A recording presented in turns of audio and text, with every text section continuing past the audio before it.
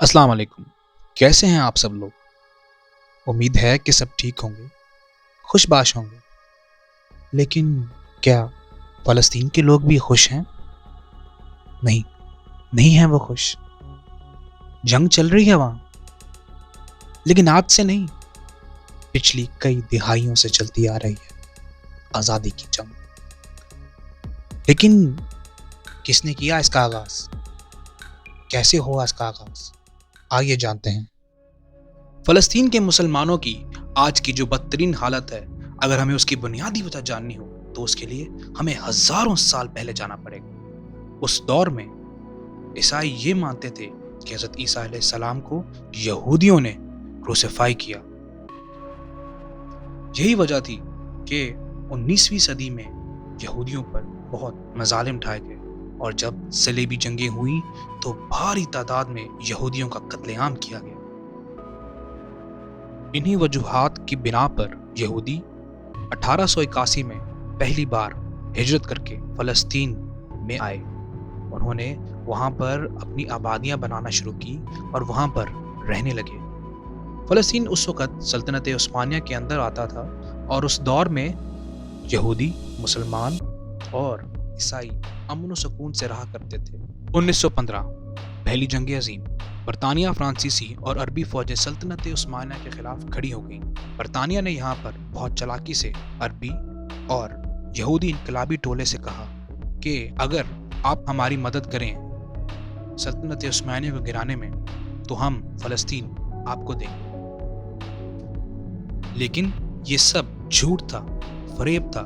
असल में बरतानिया ने फ्रांस के साथ एक खुफिया मुआहिदा किया हुआ था जिसको स्टाइल्स बाइकॉट मुआहिदा कहते हैं। इस मुआहिदे के मुताबिक मशरिक़ वस्ता को फ्रांस और बरतानिया के दरमियान बराबर तकसीम कर दिया जाएगा। और इसी तरह हुआ। जब जंग अज़ीम ख़त्म हुई तो सल्तनत उस्मानिया के टुकड़े कर दिए गए और फ़लस्तीन बरतानिया के कब्ज़े में आ गया। 1918 से लेकर 1948 तक फ़लस्तीन पर बरतानिया की हुकूमत थी। इसी दौरान हिटलर को जर्मनी में सियासी बर्तरी हासिल हुई। उसके साथ उसने यहूदियों पर बहुत जुल्म ढाया और पूरे यूरोप से यहूदी अपनी जान बचाने के लिए यहाँ वहाँ भागने लगे। उनको कहीं भी पनाह नहीं मिल रही थी, तो पनाह हासिल करने के लिए उन्होंने फ़लस्तीन की तरफ रुख किया। लेकिन यहाँ पर सवाल उठता है कि फ़लस्तीन क्यों? दुनिया कोई और मुल्क क्यों नहीं? तो इसके जवाब में ज़्यादातर आपको यही मिलेगा कि क्योंकि जेरूसलम फ़लस्तीन के अंदर है और जेरूसलम की अहमियत यहूदियों के लिए दीनी एतबार से बहुत ज़्यादा है। इस वजह से वो लोग यहाँ पर हिजरत करना चाहते हैं। लेकिन बुरी बात ये नहीं है। असल में उधर पहले से ही यहूदी रह रहे थे और उन्होंने वहाँ पर ज़मीनों पे कब्ज़े किए हुए थे जो असल में मुसलमानों की थी। यही कब्ज़े वाली ज़मीनें थीं जहाँ पर यहूदियों ने और यहूदियों को बुलाया। उनको बोला यहाँ पर तुम्हारी हिफाज़त करने के लिए तुम्हारे अपने लोग हैं, यहाँ पर तुम्हें कोई भी नुकसान नहीं पहुँचा पाएगा। यहाँ पर ये लोग एक ज़ायनिज़्म पर मबनी मुल्क बना रहे थे जिसको बाद में लोग इज़राइल के नाम से जानेंगे। 1940 के करीब यहूदियों की तादाद फ़लस्तीन के अंदर बहुत ज़्यादा बढ़ गई, इतनी कि अब वो लोग अपने मुल्क की मांग करने लगे और यहाँ पे आगाज़ हुआ इज़राइली कौमी तहरीक का। दूसरी जानिब फ़लस्तीनी कौमी तहरीक भी जन्म ले चुकी थी।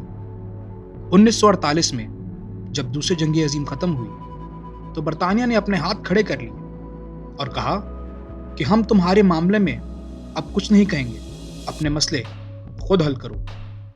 कुछ सुना सुना लग रहा है? जी बिल्कुल, कश्मीर की बात ही कर। खैर, इस पर तफसील से फिर कभी बात करें। फ़लस्तीन की ताजे बरतानिया से आज़ादी के बाद अक़वाम मुत्तहिदा ने एक करारदाद मंजूर करवाई। इसके तहत फ़लस्तीन को 3 हिस्सों में तकसीम किया गया।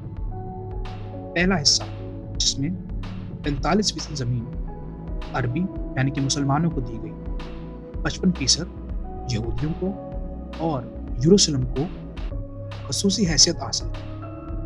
यहूदी इस फैसले से बहुत खुश थे। उन्होंने इसका खैर मकदम किया क्योंकि उन्हें अब अपना मुल्क मिल चुका था, उन्हें اسرائیل مل چکا تھا۔ برعکس اس کے مسلمان اس فیصلے سے اختلاف کرتے تھے۔ ان کا ماننا یہ تھا کہ یہودی یہاں پر ہجرت کر کے آئے ہیں، وہ مہاجر ہیں، ان کا اس زمین پر 55% کیا 1% بھی حق نہیں، وہ اس زمین پر قبضہ نہیں کر سکتے، یہ ان کی نہیں، یہ ہماری ہے اور اس کے لیے ہم کچھ بھی کریں گے۔